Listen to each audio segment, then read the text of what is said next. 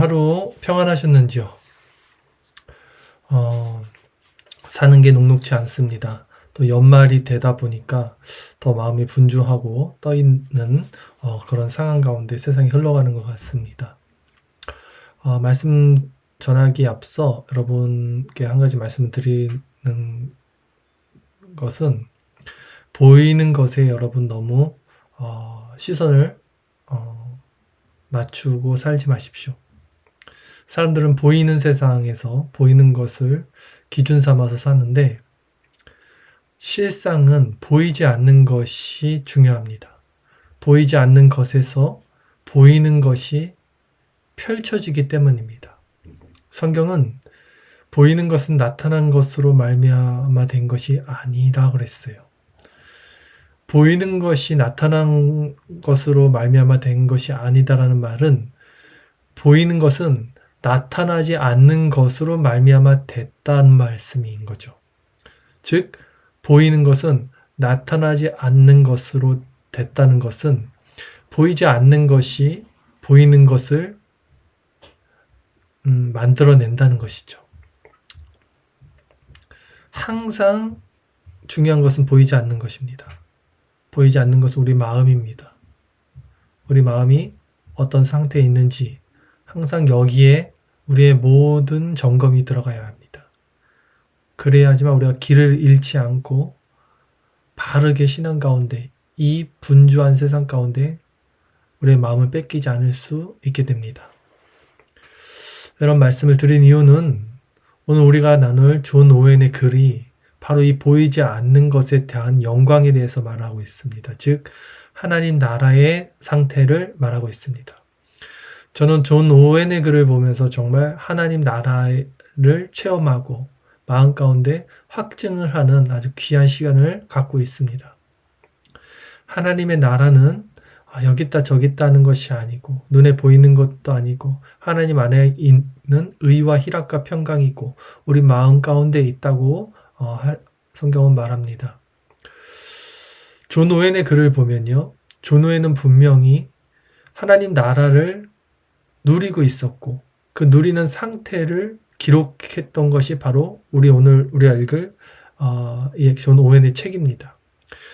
같은 마음으로 우리가 오웬의 글을 읽으면서 오늘 우리가 느껴야 되고, 우리가 오늘 받아야 될 것은 하나님 나라의 그 평강과 영광이라는 것입니다. 여러분이 지금 이 시간 이 글을 읽고 저의 말씀을 듣는 것은 단지 지식을 채우거나 관례적인 어떤 율법적인 행위가 아니라, 진정 이 시간을 통해서 하나님 나라를 체험하고 맛봐야 한다는 말씀을 드리는 것입니다. 오웬의 글에서는 분명히 그런 것들이 넘쳐나고 있습니다. 그러므로 이 시간도 그냥 관성적으로 흘러가는 대로 눈을 닫고 귀를 막고 이 시간을 보내지 말고, 보이지 않는 그 영적인 세계를, 영적인 안테나를 세우시고 받아들이며 그 하나님 나라가 실제 체험되고 맛보는 경험을 하셔야, 여러분들은 이런 모임, 지금 우리가 나누는 이 수요 말씀 기도회가 얼마나 귀한 시간인지를 맛보게 될 것입니다. 오늘도 그런 마음 가운데 함께 하시기를 바라겠습니다. 페이지 말씀드리겠습니다. 오늘 페이지는 참된 믿음의 특성과 능력, 페이지 95페이지입니다. 참된 믿음의 특성과 능력, 페이지로는 95페이지고요. 참된 믿음이 산출하는 복음적 거룩이라는 주제를 가지고 말씀을 이어서 드리는데요. 그 전 시간 내용 다시 말씀드리기보다도 흘러가는 대로 내용이 여러분들에게 순간순간 말씀을 잘 드리도록 할게요. 어려운 부분이 있기 때문에, 이게 또 번역본이다 보니까 연결되는 구절이 좀 어색한 부분이 있는데, 흘러갈 것은 흘러가고 우리가 잡고 그것을 캐내서 발견할 것은 발견하고, 그래서 하나님 나라를 누리시는 시간 되기를 바라겠습니다. 제가 읽어드리겠습니다. 지금 말씀드리는 이것을 명확하게 증거해야 우리의 현재 논의하고 있는 구원 얻는 믿음의 활동을 규명할 근거를 얻을 수 있습니다. 그런데 이것을 명확하게 증거하려면 다음 먼저 다음 두 가지 질문을 숙고해야만 합니다. 질문 1. 구원 얻는 믿음의 빛이 있을 때 우리가 인정할 수 있는 대상은 무엇인가? 질문 2.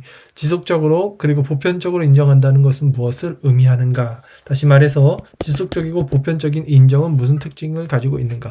말이 너무 어려워요. 이게 번역을 해서 그런지 몰라도 이런 말을 누가 이해할 수 있겠습니까? 그냥 흘러가도 어차피 내용이 뒤에 다 나오니까 또 계속 읽겠습니다. 먼저 구원 얻는 믿음의 빛이 있을 때 우리가 인정할 수 있는 대상은 무엇인가? 라는 첫 번째 질문에 대해서 저는 크게 한 가지 사실만 답변으로 말씀드리려 합니다. 그런 후에 그 답변과 관련하여 우리가 숙고해야 할 내용을 여러 가지로 말씀드리려 합니다. 답변 1.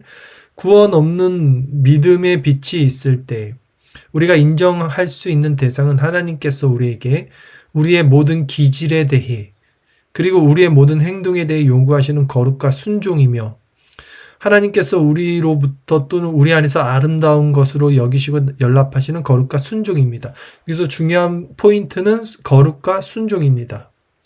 하나님께서 구원 얻는 믿음의 빛을 우리에게 주셨을 때 일어나는 현상은 우리의 모든 기질 가운데 또 우리의 모든 행동이 요구하는 거룩과 순종이에요.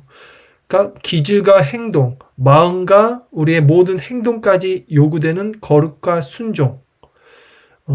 이것이 우리 안에서 자원하는 심령 가운데 올라오게 됩니다. 구원 얻는 믿음 아래서 이루어지는 이 같은 거룩과 순종에 대한 인정은 우리 마음에 떠오르는 개별적인 특정 의무들만을 별도로 각각 인정한 것이 아니라 우리의 모든 기질과 모든 행동을 하나님의 뜻에 전체적으로 일치시키는 것입니다. 이처럼 하나님의 뜻에 우리의 모든 기질과 모든 행동을 전체적으로 일치시키는 일에는 다양한 미덕과 은혜로운 행동이 포함되어 있기 때문에 성경은 그와 같은 일이 무엇인지 다양한 방식으로 설명해 줍니다. 그와 같은 일의 본질에 관하여는 다른 책들에 이미 상세하게 다루었으므로 여기서는 그 일이 중대한 문제 중 몇 가지만 언급하려 합니다.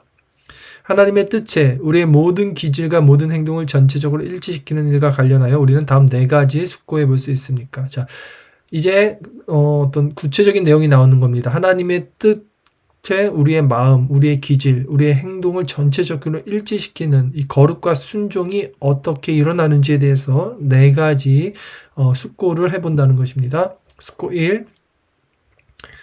이 일의 근거와 원천과 원인이 무엇인지를 살펴봄으로써 그 일이 어떤 것인지 알 수 있습니다. 이 일의 근거와 원천과 원인은 무엇입니까?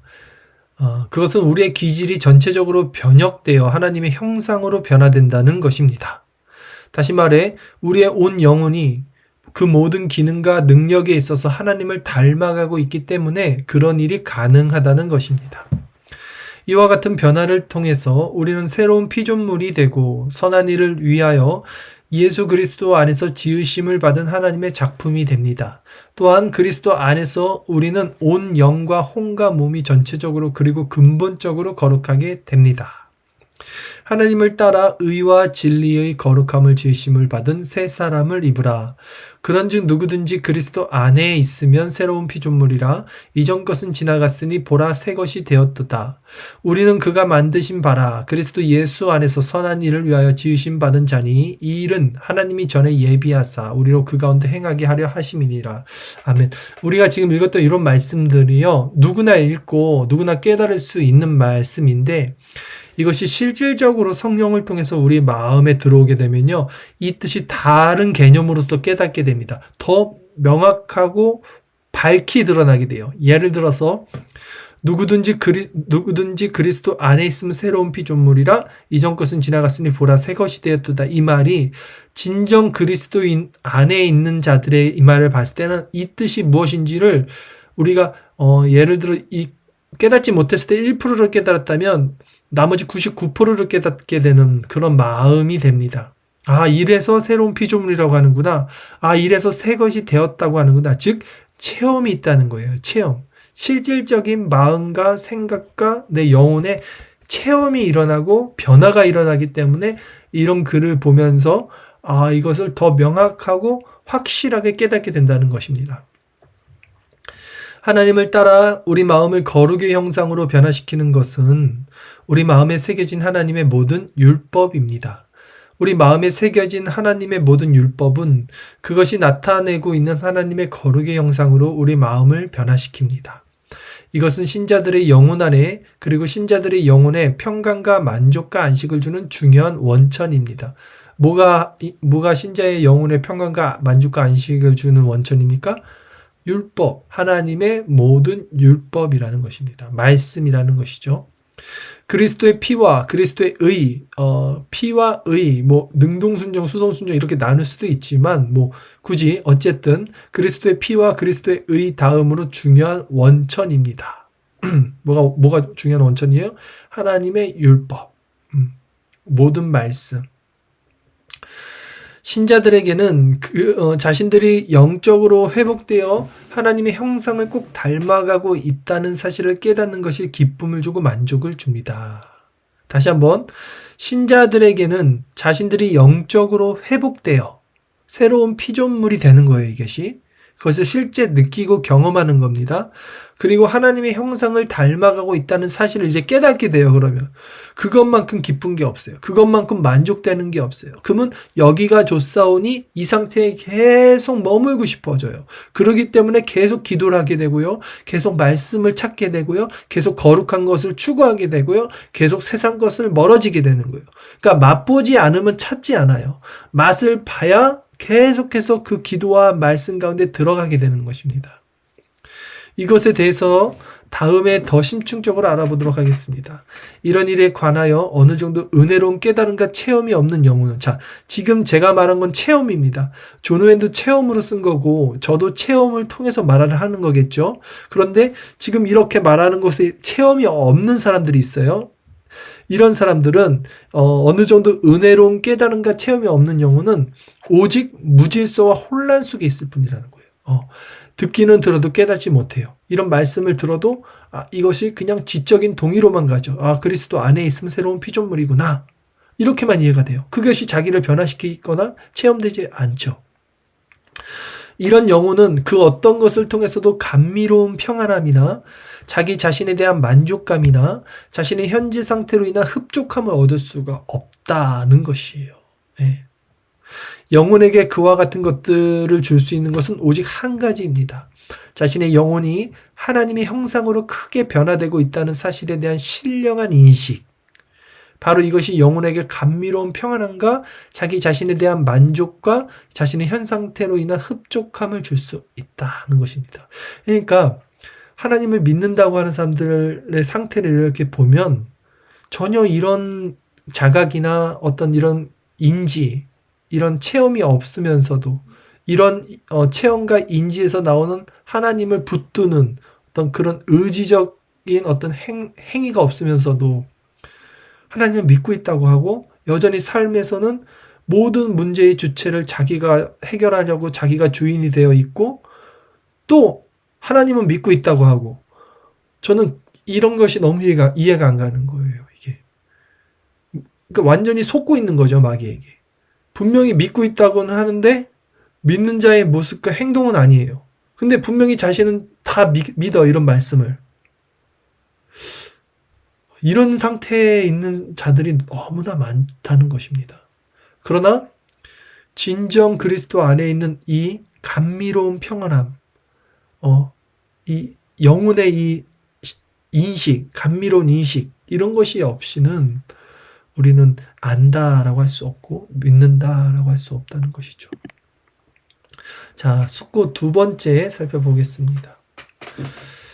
구원 얻는 믿음의 빛으로 말미암아 우리의 거룩과 순종에 대한 하나님의 모든 뜻에 우리의 모든 기질과 행동을 전체적으로 일치시키는 그 일은 마음과 정서 안에 영구적인 원리를 두고 있는데 이 영구적인 원리를 살펴봄으로써 그 일을 알 수 있습니다. 이 일은 그리스도와 밀접한 관계를 맺고 있고 그리스도와 결합되어 있으며 그리스도로부터 파생되기 때문에 때때로 그 일의 영구적인 원리를 일으켜 그리스도라고 부르기도 합니다. 갈라디아서 2장 20절 말씀 보면 그런즉 이제는 내가 산 것이 아니 오직 내 안에 그리스도께서 사신 것이라. 그리스도 이꼴 또 하나님의 마음, 이렇게 봐도 마땅하다는 것이죠. 왜 그렇습니까? 우리는 그리스도를 떠나서 아무것도 할 수 없기 때문입니다. 아무것도. 또한 그리스도는 우리의 생명이시기 때문입니다. 자, 그러니까 다시 한번 말씀드리면 이런 거죠. 그리스도를 떠나서 아무것도 할 수 없다. 이거 다 동의해요. 이거 요한복음 15장 5절 포도나무와 가지. 그런데 실제 자기가 주체가 돼서 살아가고 있는 모습들을 보는 거예요. 그리스도가 주체가 아닌데 어떤 일을 행할 때도 먼저 그리스도에게 기도하고 그리스도의 마음을 받아서 그 화평과 온유와 겸손과 충만한 가운데서 자연스럽게 평안 가운데 그 일을 행하는 이것이 원리가 돼야지 이게 포도나무와 가지인데 늘 자기가 계획하고 자기가 주체하고 자기가 노력하고 자기가 행하고 또 자기가 두려워하고 그런데 자기는 그리스도를 믿고 그리스도를 떠나서 아무것도 할 수 없기 때문이다. 이거에 아멘을 한단 말이죠. 이런 게 도대체 뭐냐는 거예요. 신앙생활 안에 이런 모습들이. 속고 있는 거예요. 다시 한번 말씀드리지만. 이 원리는 신자들 안에 존재하기 때문에 신자들의 온 영혼과 마음의 모든 기능 안에서 활동하는 영적 생명과 빛과 사랑과 능력의 영구적인 원리이고 신자들로 하여금 굳은 마음으로 하나님께 붙어 있도록 힘을 보돋아주며 영적 생명의 모든 활동과 모든 의무를 행하는 가운데 하나님을 향하여 살 수 있도록 만들어줍니다. 바로 이런 방법으로 성령께서는 신자들 속에서 영생하도록 솟아나는 샘물이 되어주시는 것입니다. 요한복음 4장 14절 내가 주는 물을 먹는 자는 영원히 목마르지 아니하리니 나의 주는 물은 그 속에서 영생하도록 솟아나는 샘물이 되리라. 아멘. 이것은 성령으로 난 심령이요 우리가 약속으로 말미암아 참여하게 된 신의 성품입니다. 신의 성품이라는 거죠. 하나님의 마음을 갖고 있다는 것은. 그것은 거룩한 순종에 속하는 모든 의무의 필이 있어야 하는 모두 은혜와 더불어 언제나 승리하는 믿음과 사랑을 구성하는 한 가지 원리입니다. 자, 거룩과 순종, 우리가 하나님을 자원하는 심령에서 받아들일 때 일어나는 것이 거룩과 순종인데 여기 있어서 우리가 받게 되는 이 심령이 신의 성품이라는 것이죠. 이것이 언제나 승리하는 믿음과 사랑의 원리다라는 것입니다. 그리고 그것은 그런 의무들이 이행되는 내용이나 방식과 관련해서는 영혼으로 하여금 자기 안에 있는 하나님의 생명을 드러내는 모든 행위들을 기쁘고 즐겁고 흡족한 마음으로 행하게 됩니다. 자, 하나님의 생명을 드러내는 행위가 있어요. 와, 이것을 통해서 하나님 영광 받으시는구나 라는 것을 있어서는 성도들은 돌아볼 것도 없고 주저할 것도 없게 돼요. 그 일을 그저 행합니다. 그러니까 이런 데서도 나타나고 알게 되는 게 그 나무는 열매를 알게 된다는 것이 이것이 하나님의 영광이 된 일이라면 성도는요 그 자리에서 자기가 붙들고 있던 거를 내려놓습니다. 그것이 자기 생명줄이라도 내려놔요. 그리고 하나님의 영광이 되는 것이 정말 분명하다면 자기가 죽는 길이라도 그 길을 따라가요. 그 자리에서 따라갑니다. 왜? 양은 목자의 음성을 들을 수밖에 없거든요. 그런데 자기가 양이라고 하고 하나님의 백성이라고 하고 제자라고 하는데 하나님의 뜻이 분명하고 하나님의 영광이 드러나는 일이 분명한데 못 따라가고 있어요. 나는 도저히 이해를 못하겠어요. 그게 왜 못 따라가는지, 죽는 게 그렇게 두려운지, 뭐가 그렇게 두려운지. 양이 아니기 때문이죠. 자, 계속해서 듣겠습니다. 그것은 본질적으로 그와 같습니다. 하지만 실제로 작용하고 표명되는 정도에 있어서 그것은 매우 빈약하고 저급할 수도 있습니다. 어떤 사람들은 비록 참된 신자들이지만 그것이 실제로 작용하고 표명되는 정도가 매우 빈약하고 저급할 수도 있습니다. 자, 그러나 참된 신자들이지만 실제로 그 열매를 맺는 것들, 그런 표명되는 작용이 있어서 매우 빈약하고 저급한 사람도 있다라고 오해는 말을 합니다. 그러나 적어도 잠시 동안 그럴 수 있다는 거예요. 적어도 잠시 동안. 그러나 참된 신자들 중에는 정말로 그와 같은 원리를 매우 빈약하고 저급하게 가지고 있는 사람은 아무도 없다는 거예요. 결론은. 그렇죠. 하나님께 영광이 되는 길이면 그것이 내 죽음이라도 당장 그 자리를 벌떡 일어날 수는 없을지라도 그것이 잠시 동안만 그럴 수 있던 것이 영원히 계속해서 그렇지 못하다는 거예요. 오히려 참된 신자들 안에는 순종 또는 하나님을 향하여 사는 삶을 가능케 해주는 영적 생명력이 넘치는 원리가 있으며, 이 원리는 제가 앞에서 말씀드린 바 있는 성품과 관련되어 있습니다. 만일 이런 원리에 마음이 기울이면 이런 원리는 자신의 능력과 여러 가지 작용을 통해 자신의 존재를 증명하기 마련이며, 결국 그것을 소유하고 있는 영혼에게 은혜로운 원기 회복과 만족을 주게 되어 있습니다. 그러니까 이 하나님의 부르심의 그 주체가 성령인데, 성령은 결국 그 따르려는 양들에게 원기 회복과 만족을 줍니다. 어쩔 때 그 성도들이 결단을 하게 될 때 그 결단도 하나님이 이끌어내시겠죠. 그리고 다음과 같이 고백할 수 없을 만큼 그런 증거들을 결핍하고 있는 사람은 거의 아무도 없어요. 그러니까 모든 성도는요, 고백할 수 있을 만큼 증거가 넘치다는 거예요. 네.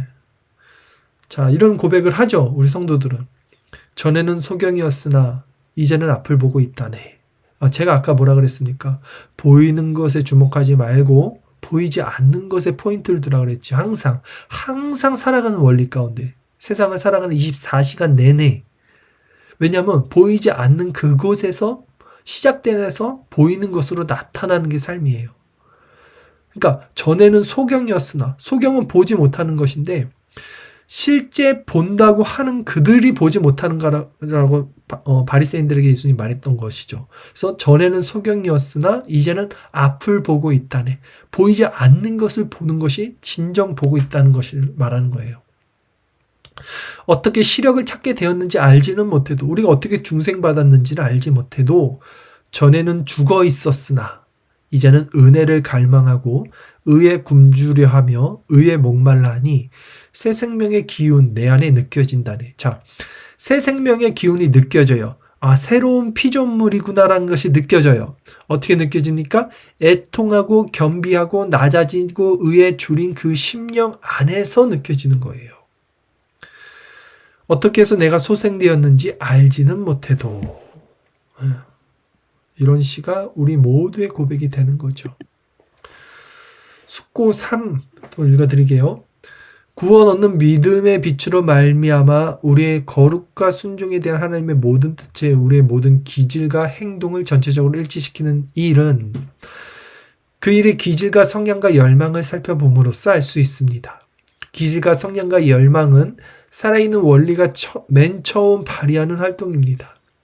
마치 죄가 맨 처음 발휘하는 활동을 일컬어 죄의 정욕이 우리 지체 중에 역사하여 라고 말하는 것처럼 말입니다. 죄의 정욕이 신자들의 지체 중에 역사하는 것처럼, 자, 죄가요, 그 정욕이 신자들의 지체 중에도 역사합니다. 즉 중생받은 자에게도 죄가 역사한다는 거예요. 순종을 지향하는 그와 같은 열망과 성향도 거룩이 이 원리로 말미암아 신자들의 마음 안에 역사합니다. 그러나 순종을 지향하는 속사람이 있잖아요. 내가 속사람으로는 하나님의 법을 즐거워하네. 육신의 법이 나를 사로잡는 것을 본다고 했듯이 이 순종을 지향하는 속사람의 열망과 성향도 이 거룩의 원리로 말미암아 우리 안에서 역사해요. 이 두 가지가 같이 역사해요. 누가? 성도만이 두 가지가 같이 역사해요. 자연인들은 한 가지 죄의 법 안에서만 묶여 있고요. 거룩의 이 원리는, 이게 거룩의 원리라는 거예요. 그러니까 거룩하다는 것은 내가 거룩해지네, 내가 성화된다가 아니에요. 말씀드렸듯이 나이 먹어서 죽기 직전까지 우리는 죄가 우리를 관여합니다. 죄인 중에 괴수라고 바울이 노년에 고백을 한다고요. 그러나 그거와 관련이 없는, 그것이 내 마음을 짓누르지 못하는 내 안에 또 내 안에 새로운 본성이 있어요. 그 거룩을 추구하는 속사람이 있죠. 그것은 날마다 강건해져요.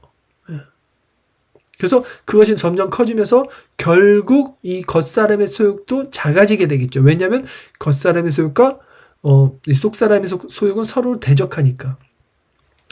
이 거룩의 이 원리는 하나님의 생명에 속하는 모든 의무를 이행하고자 하는 지속적이면서도 불변하는 기질을 신자들 마음 안에 놓습니다. 그래서 성화라는 것은 계속해서 점진적으로 지속적으로 불변적으로 자라나게 되는 거죠. 왜? 성령이 주체이기 때문에. 이런 기질은 전혀 새로운 본성이라고 그러잖아요. 새로운 본성. 예. 본성은 언제나 그 본성이 합당한 기질과 열망을 수반하는 거죠. 예. 한편 새롭고도 신령한 이 기질의 본질적 특징은 하나님의 뜻에 부합하고 도덕적으로 선한 것을 마음으로 끊임없이 흡족해하게 여기는 거예요. 그러니까 거짓말하면 막 싫어, 너무 힘들어. 근데 남을 돕고 착한 그 살면 너무 행복한 거야.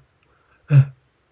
그리고 사랑하는 마음으로 그것을 충실하게 고수하는 것이며 여러 가지 특정 의무들에 관하여 기꺼운 마음과 확고한 마음을 취하는 것입니다.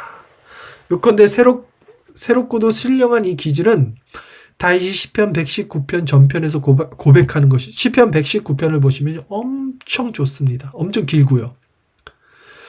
근데 다윗이 이 신령한 기질, 이게 하나님 나라의 상태죠. 예.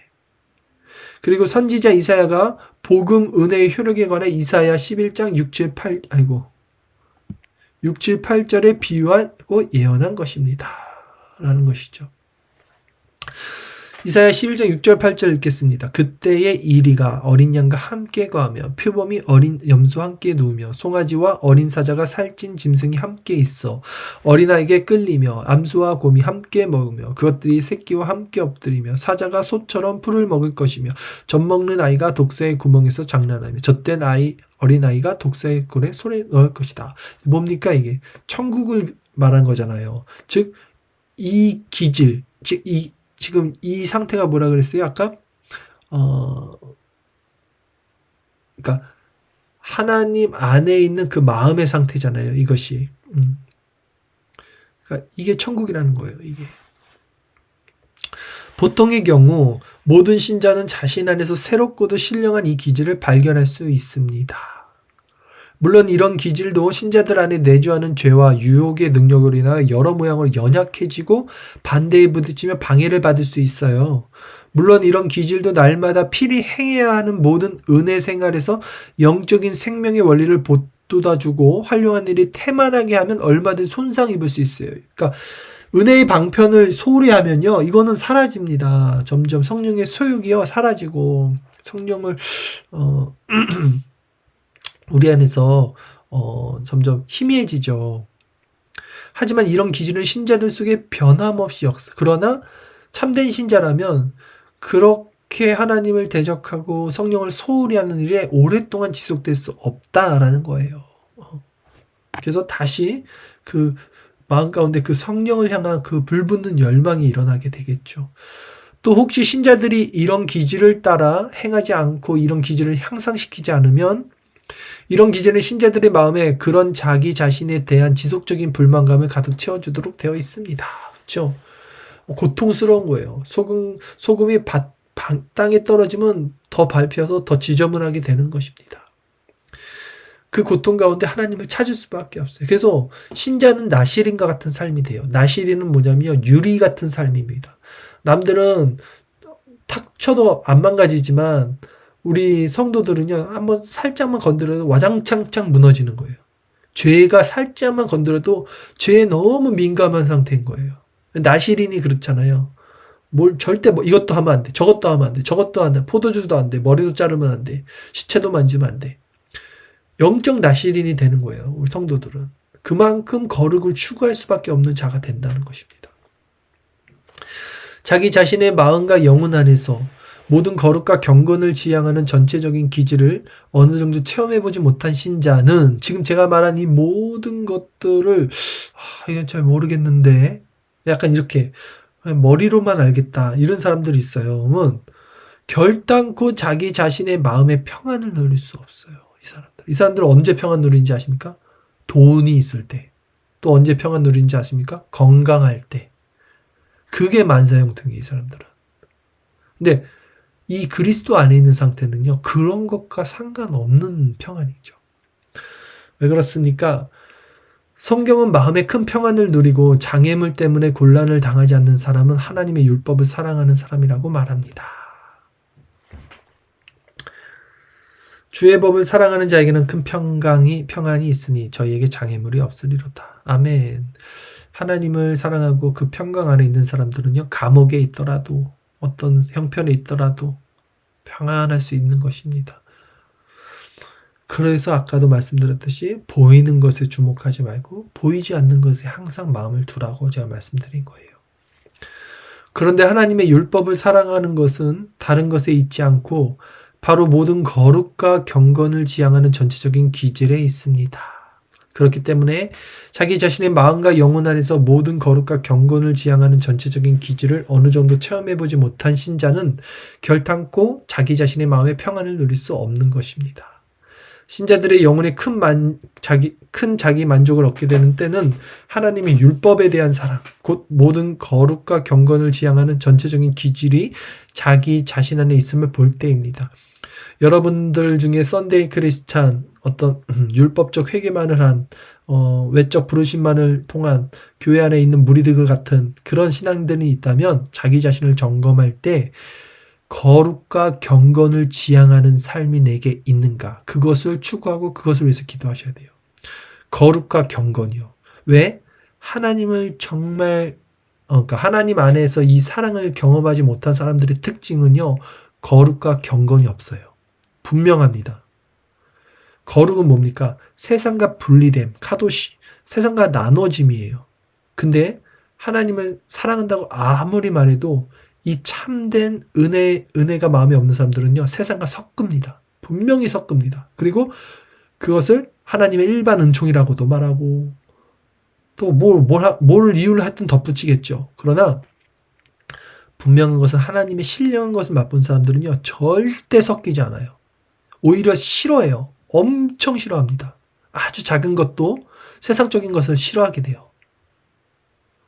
세상으로부터 온 모든 것이 아버지로부터 온 것이 아니라 그랬어요. 그래서 거룩을 추구해요. 또 경건. 하나님을 입으로만 사랑하면서 삶 가운데서 정말 그 실제적인 경험이 없는 사람들의 특징은요, 경건하는 마음이 없어요. 하나님을 두려워하지 않아요, 이 사람들은요. 경건의 모양만을 갖추고 있습니다. 그러니까 여러분에게 그런 모습이 있는지를, 거룩과 경건이 없다면 이것을 추구하셔야 돼요. 내가 아직 장님이구나. 그런데도 보고 있다고 지금 계속 말하고 있는 바리새인 같은 자들이구나. 주여 나를 불쌍히 여기소서.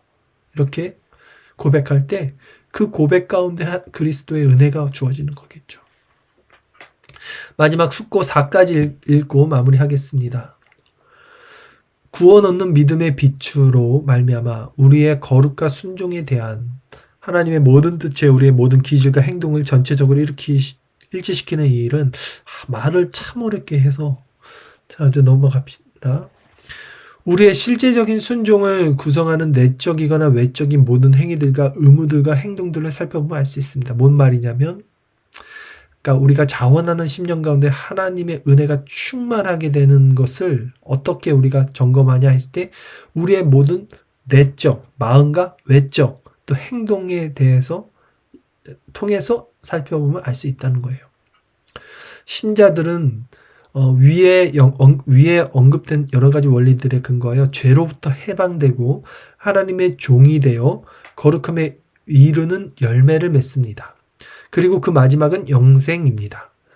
이것에 대해서는 더 이상 길게 말씀드릴 필요도 없습니다. 구원 얻는 믿음의 빛으로 말미암아 우리의 거룩과 순종에 대한 하나님의 모든 뜻에 우리의 모든 기질과 행동을 전체적으로 일치시키게 되면 우리는 각각의 의무를 성실히 이행하게 되고 모든 의무에 대하여 보편적인 태도를 취하게 됩니다. 각각의 의무에 임하는 성실한 태도와 모든 의무에 대한 보편적인 태도, 이것이 특징입니다. 그러나 이제는 너희가 죄에게서 해방되고 하나님께 종이 되어 거룩함에 이르는 열매를 얻었으니 이 마지막은 영생이니라. 아멘. 하나님의 뜻은 이것이니 너의 거룩함이라. 곧 음란을 버리고. 아멘. 모든 사람으로 더불어 화평함과 거룩함을 쫓으라. 이것 없이는 아무도 주를 보지 못하리라. 아멘. 그쵸? 하나님의 선하시고 기뻐하시고 온전하신 뜻이 무엇인지 분별하도록 하라. 아멘. 바로 이것이 우리가 인정해야 하는 하나님의 뜻입니다. 아멘. 자, 오늘 이렇게 참된 믿음이 산출하는 복음적 거룩에 대해서 우리가 살펴봤고요. 바로 이런 것입니다. 오해는 이 글을 쓰면서 분명히 자신의 체험한 내용들을 썼겠죠. 저도 이 글을 읽으면서 그 오웬의 마음이 공감이 됐고 제 안에 이루어지는 하나님의 나라를 더 바라보게 되고 누리게 되는 것입니다. 마찬가지로 이 글을 통해서 이 오늘 말씀을 들은 여러분들도 이 말씀 안에서 하나님 나라를 찾고 경험하고 누려야 되는 것입니다. 네, 오늘 말씀을 통해서 우리 한번 같이 기도하는 시간 가졌으면 좋겠습니다.